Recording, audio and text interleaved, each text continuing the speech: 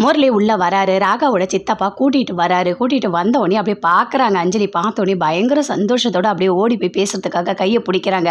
2 பேருமே சேர்ந்து பேச ட்ரை பண்ணுறாங்க. அதுக்குள்ளே ராகவ் வராரு. வந்தோடனே பார்க்குறாரு. பார்த்தோன்னே பயங்கர கோவமாக முரளியை போட்டு அடிக்கிறாரு. அடிக்காத அடிக்காத அப்படின்னு சொல்லிட்டு அஞ்சலி பயங்கரமாக தடுக்கிறாங்க. அப்போ கூட அடிக்கிறத நிறுத்தவே இல்லை, அடிச்சுக்கிட்டே இருக்காரு. அப்படியே கத்துற சவுண்டு கேட்ட உடனே அங்கேருந்து வராங்க.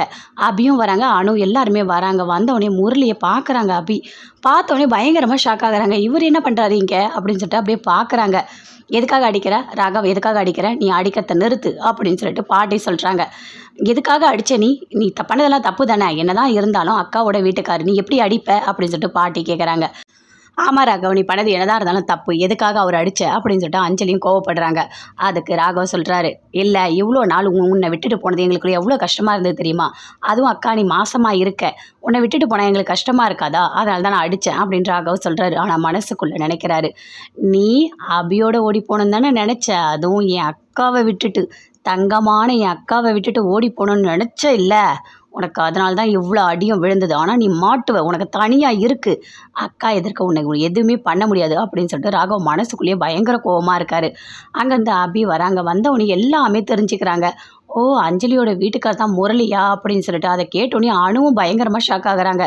அக்கா என்னக்கா நடக்குது இங்கே அப்படின்னு சொல்லிட்டு அபி கேட்குறாங்க. அதுக்கு அணு சொல்கிறாங்க, இல்லை இந்த முரளி நல்லா நம்மளை ஏமாற்றணும்னு நினச்சிருக்கான், அதனால தான் இப்படி நடிச்சிருக்கான் அப்படின்னு சொல்கிறாங்க. இப்போ எதுவும் பேசாத அபி, அமைதியாக இரு, இங்கே எல்லாரும் இருக்காங்க, கண்டிப்பாக தனியாக மாட்டுவோம், அதுக்கப்புறம் பார்த்துக்கலாம் அப்படின்னு சொல்லிட்டு அனு அபிக்கிட்ட சொல்கிறாங்க.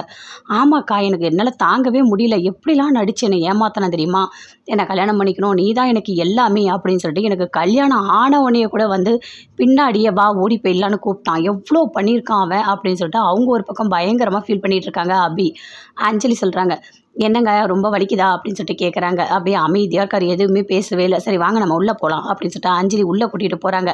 ராகவுக்கு பயங்கரமாக கோவம் வருது, இவனுக்கு இருக்குது அப்படின்னு சொல்லிட்டு அஞ்சலி உள்ளே கூட்டிகிட்டு போகிறாங்க. முரளியை கூட்டிகிட்டு போயிட்டு ரொம்ப வலிக்குதாங்க உட்காருங்க அப்படின்னு சொல்லிட்டு அப்படியே அன்பாக பாசமாக பேசிகிட்டு இருக்காங்க. அபி ஃபோன் பண்ணுறாங்க. அவங்க அம்மாவுக்கு ஃபோன் பண்ண உடனே அட்டன் பண்ணி பேசுகிறாங்க. அத்தை கிட்ட கொடுமா அப்படின்னு சொல்கிறாங்க. உடனே அவங்க அத்தை வாங்கி பேசுகிறாங்க. என்னம்மா அபி, ஏதாவது பிரச்சனையா, என்ன ஃபோன் பண்ணியிருக்க அப்படின்னு சொல்லிட்டு கேட்குறாங்க. இல்லை அத்தை, ஒரு முக்கியமான விஷயம் உங்ககிட்ட சொல்லணும், அதனால தான் நான் ஃபோன் பண்ணேன் அப்படின்னு அபி சொல்கிறாங்க. ஆனால் அம்மா அப்பாவுக்கு இதெல்லாம் எதுவுமே தெரியவே வேண்டாம் அப்படின்னு சொல்கிறாங்க. ஏன்னா அப்பாவுக்கு இப்போ தான் ஆப்ரேஷன் பண்ணியிருக்கு, கண்டிப்பாக எந்த உண்மையும் அப்பாவுக்கு தெரிய வேண்டாம் அப்படின்னு சொல்லிட்டு அபி சொல்கிறாங்க. சரிம்மா சொல்லு, என்னாச்சு அப்படின்னு சொல்லிட்டு கேட்குறாங்க. இல்லை இந்த முரளி இருக்கான்ல, ஆமாம் அந்த கேடு கட்டவனை பற்றி எதுக்குமா இப்போ பேசிகிட்டு இருக்க அப்படின்னு அவங்க அத்தை சொல்கிறாங்க. அந்த முரளி வேறு யாரும் இல்லை, அஞ்சலி அக்காவோட வீட்டுக்கார் தான் அந்த முரளி, எங்களுக்கே இப்போ தான் நடந்த எல்லா உண்மையும் தெரியும் அப்படின்னு சொல்கிறாங்க. அபி அதை கேட்டோடனே அவங்க அத்தை பயங்கரமாக ஷாக் ஆகுறாங்க.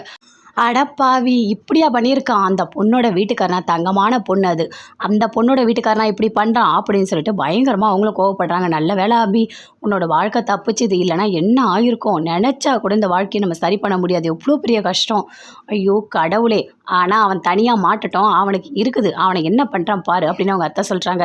இல்லை நான் கூட இங்கே எதுவுமே பேசவே இல்லை, ஏன்னா பாட்டி இருக்காங்க, அஞ்சலி அக்கா இருக்காங்க, எல்லாருமே இருக்காங்க, அவங்க எதிர்க்க எந்த உண்மையுமே சொல்ல முடியாது, அதனால் நான் எதுவுமே சொல்லவே இல்லை அப்படின்னு சொல்லிட்டு அபி சொல்கிறாங்க. ஆமாம் நீ பண்ணதும் கரெக்டு தான், அந்த பொண்ணு வேறு அங்கே மாசமாக இருக்குது, எதுவும் தெரிய வேண்டாம், எதுவாக இருந்தாலும் நம்ம வெளியே பார்த்துக்கலாம் அப்படின்னு சொல்லிட்டு அவங்க அத்தை சொல்கிறாங்க.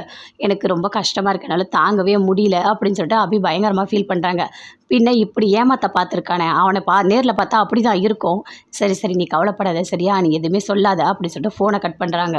முரளி வந்தது எல்லாமே அப்படியே அவங்க சித்திக்கு தெரியுது. அதை கேட்டோன்னே அவங்க பயங்கரமாக ஷாக் ஆகுறாங்க. ஐயோ, முரளி நல்லா வசமாக வந்து மாட்டிக்கிட்டானா, நல்லா தெரிஞ்சிருக்குமே இப்போது அபிக்கு முரளி யாருன்னு, அடக்கடவுளே அப்படின்னு சொல்லிட்டு அவங்க ஒரு பக்கம் அப்படியே ஃபீல் பண்ணிகிட்டு இருக்காங்க. இனிமே தான் இருக்குது முரளிக்கு அப்படின்னு சொல்லிட்டு. என்னத்தை இவ்வளோ நேரம் ஏதோ பேசிகிட்டு இருந்தீங்க அப்படின்னு சொல்லிட்டு அபியோட அம்மா அவங்க அத்தை கிட்ட கேட்குறாங்க. ஐயோ, இவங்ககிட்ட 2 பேர்கிட்டையுமே உண்மையை சொல்லிடவே கூடாதே, அப்படி உண்மையை சொல்லிட்டா கண்டிப்பாக சிவராமனுக்கு ஏதாவது பிரச்சனை ஆகிடும், இப்போ தான் ஆப்ரேஷன் முடிஞ்சு வந்திருக்கான், அவன் ரொம்ப நாளைக்கு நல்லா இருக்கணும். அதுவா ஒன்றும் இல்லை, அபிக்கு ஏதோ சமைக்கணுமா தெரியலன்னு சொல்லிட்டு என்கிட்ட கேட்டா, வேறு ஒன்றும் இல்லை. அப்படியா, வேறு ஒன்றும் இல்லையா, ரொம்ப நேரமாக பேசிகிட்டு இருந்தீங்க அப்படின்னு கேட்குறாங்க. இல்லை அதெல்லாம் ஒன்றும் இல்லை, நான் அதை வந்து சொல்லி கொடுத்துட்டு இருந்தேன், அதான் ரொம்ப நேரம் ஆயிடுச்சு அப்படின்னு அவங்க அத்தை சொல்கிறாங்க. அப்போ மனசுக்குள்ளேயே யோசிக்கிறாங்க, கண்டிப்பாக இந்த விஷயம் இவங்க யாருக்குமே தெரியவே கூடாது அப்படின்னு சொல்லிட்டு அவங்க ஒரு பக்கம் யோசிச்சுட்ருக்காங்க. அபி அனு 2 பேருமே சேர்ந்து பேசிக்கிறாங்க. "இங்கே பாரு அபி, இனிமேல் நீ ரொம்ப ஜாக்கிரதையாக இருக்கணும். அவன் இங்கேயே தான் இருக்கான். கண்டிப்பாக உனக்கு ஏதாவது ஒரு வகையில் டார்ச்சர் கொடுக்கணும்னு அவன் யோசிப்பான். நீ கொஞ்சம் ஜாக்கிரதையாக இரு" அப்படின்னு அனு சொல்கிறாங்க. "நான் பார்த்துக்கிறேன்க்கா, அவனுக்கு இருக்குது, அவன் வெளியே வரட்டும். உண்மையிலேயே சொல்கிறேன், அஞ்சலி அக்கா எவ்வளோ நல்லவங்க தெரியுமா? இப்படியாப்பட்டவங்களை விட்டுட்டு என்னை ஏமாற்றி கல்யாணம் பண்ணணும்னு நினச்சிருக்கானே" அப்படின்னு சொல்லிட்டு அபி பயங்கரமாக டென்ஷன் ஆகுறாங்க. "இங்கே பாரு அபி, நீ டென்ஷன் ஆகாத. இப்போ தான் நம்ம பொறுமையாக இருக்கணும்" அப்படின்னு